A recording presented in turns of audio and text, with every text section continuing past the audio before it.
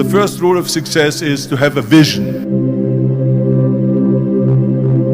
See, if you don't have a vision of where you go, and if you don't have a goal where you go, you drift around and you never end up anywhere. It's like you can have the best ship in the world, you can have the best airplane in the world. If the pilot or the captain doesn't know where to go, it would just drift around. It would not end up anywhere, or most likely in the wrong place. So I was very fortunate that I stumbled on my vision. I mean, as you know, I was born in 1947 in Austria after the Second World War, and I didn't really like Austria when I grew up. I couldn't wait to get out of there. I couldn't see myself becoming a farmer or a worker in a factory or anything like that, even though my parents wanted me to stay there and have a normal life. My father wanted me to become a police officer like he was. My mother wanted me just to stay there and marry a girl with the name of Heidi, hopefully, and have a bunch of kids and run around like the Van Trapp family in The Sound of Music. But that was their vision, not mine. My vision was totally different. I felt that I was born for something special, for something unique, for something big. So I was searching. Then one day I went to school. I remember I was 11 years old, and they showed a documentary about America. And there they showed in this documentary the huge skyscrapers, the high-rises, the huge bridges, the 6-lane freeways, the huge cars with the wings sticking out, and all of this stuff. And I said to myself, that's where I want to be. I don't want to be around here with these little farmhouses and these little buildings and everything is old. I want to be in America. But now the question was just, how do you get to America? In those days, it was a very expensive trip. It's not like today. So again, I was very fortunate that one day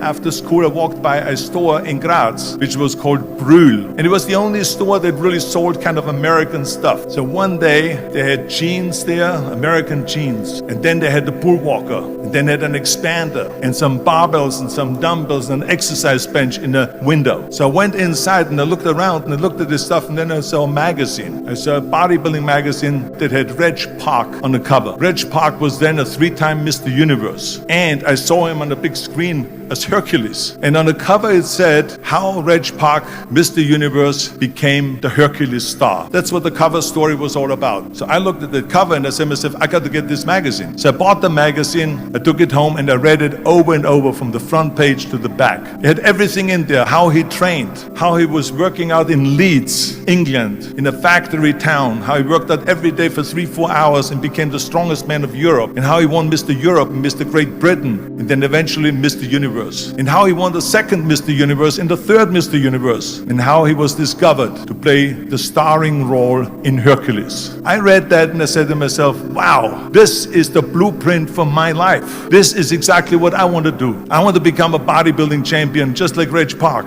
I want to get into movies just like Reg Park. And I want to make millions of dollars and be rich and famous just like Reg Park. Do you know how great it felt that I knew where I was going? Imagine the majority of people don't know where they're going. I knew where I was going, that I'm going to become this bodybuilding champion just like him. So it was just a question of, how do you do it? I was so relieved, because when you have a goal, when you have a vision, everything becomes easy. Because remember that in America, for instance, when you study, you will see the percentage of people that like their jobs. 74% hate their job in America. Now, there is not much different when you come to Europe. The majority of people don't like what they're doing, because they're really not doing it because they didn't have a goal and they followed this goal. They just aimlessly drift around, and then all of a sudden there's a job opening, so they get that job because you have to work. But then when you work, it's a chore. It's work. It's not fun. So if you think about, only a quarter of the people really enjoy what they're doing in life. That is unbelievable if you think about it. So I felt so blessed that I knew what I was doing. So I knew where to go. So people always ask me, when they saw me in the gym in the pumping iron days, they say, why is it that you're working out so hard, 5 hours a day, 6 hours a day, and you have always a smile on your face? The others are working out just as hard as you do, and they look sour in the face. Why is that? And I told people all the time, I said, because to me, I'm shooting for a goal. In front of me is the Mr. Universe title. So every rep that I do gets me closer to accomplishing that goal, to make this goal, this vision, turn into reality. Every single set that I do, every repetition, every weight that I lift will get me a step closer to turn this goal into reality. So I couldn't wait to do another 500-pound squat. I couldn't wait to do another 500-pound bench press. I couldn't wait to do another another 2,000 reps of sit-ups. I couldn't wait for the next exercise, for the next half hour of posing and all the kind of things that you have to do to be a champion. I felt so great knowing where I was going, and I tell you, it worked. I mean, think about it. And at the end, I was just not visualizing just my exercise, but I was really lifting the trophy over my head. That's what I was thinking about. With the age of 20, I went to London and I won the Mr. Universe contest as the youngest Mr. Universe ever. And it was because I had a goal. And this is no different than anything else, what I'm talking about. This is not just about bodybuilding. It was the same in acting. I remember when I was doing Conan the Barbarian, I was crawling on the rocks with a sword in my arm, crawling on all four. And of course, being that it's Conan, I didn't have clothes on or anything like that, right? So I was kind of, my knees were bare,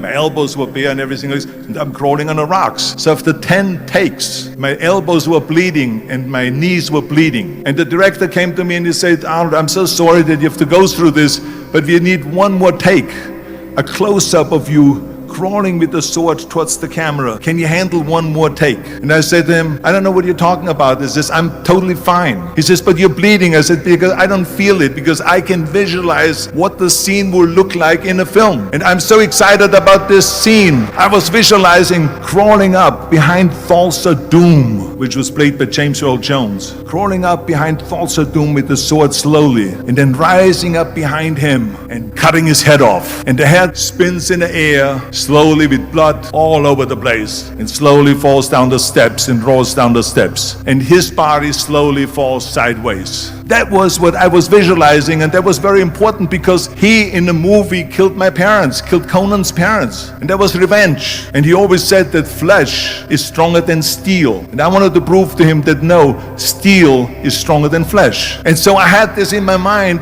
and so this is why it didn't matter if I had to do another 50 takes or 100 takes, no matter how much I bleed on my elbows or my knees. I saw that vision of the perfect scene, and it was an important scene, and I would do it over and over again until we got it. And the same thing is also in politics. I remember that in politics, I had a very clear vision that I will be the leader of California. That's as far as I could go because I was not born in America, so I could not run for president. So being the governor of the fifth largest state, I should say the largest state, the fifth largest economy in the world, was for me really the ultimate title, the ultimate accomplishment in politics. So even though people came up to me and says, why don't you go and run for something smaller? You're never gonna make it. I ran for governor, and then 2 months later I became governor of the state of California. Again, because I had a very clear vision what I'm gonna do with California. So let me tell you something, visualizing your goal and going after it makes it fun. You got to have a purpose no matter what you do in life. You got to have a purpose. So that's rule number one, have a vision.